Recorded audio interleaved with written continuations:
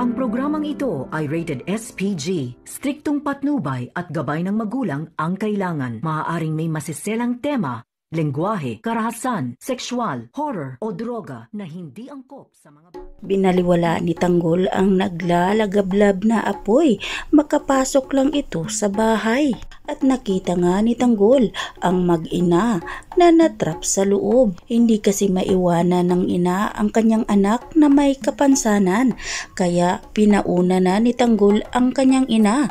At si Tanggol na nga daw ang bahala sa kanyang anak. At tagumpay naman na nailabas ni Tanggol ang may kapansanan. At agad nga itong sinalubong si Tanggol ng mga kabarangay Tano dahil meron pang isang ina na humingi ng tulong kay Tanggol. Agad bumalik si Tanggol kung saan nga ang malaking apoy.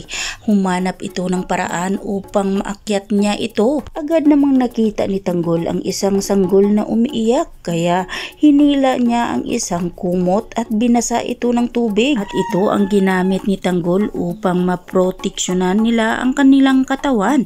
Ngunit nahihirapan na huminga itong si Tanggol pero pilit pa rin humanap ng paraan si Tanggol upang makalabas ng ligtas sa loob ng bahay. At sa kabilang banda ay nakalabas naman sila Olivia sa lugar kung saan ang malaking sunog. Kaya kinausap na lang niya ang isang matandang babae na isa ring naisalba ni Tanggol. Kaya sinisigaw nila ang pangalan ni Tanggol na si Tanggol nga daw ang nagliligtas sa kanila. Dito na nga hindi makapaniwala si Rhoda na magawa pala ni Tanggol na akyatin ang malaking sunog upang mailigtas lang ang mga natrap sa loob. Ngunit kinakabahan si Rhoda at nag-alala ito kay Tanggol dahil buhay nga ang nakataya kay Tanggol. Ngunit hindi nagugustuhan ni Olivia ang mga ginagawa ni Tanggol dahil masyado na nga daw itong pabida sa kanilang grupo.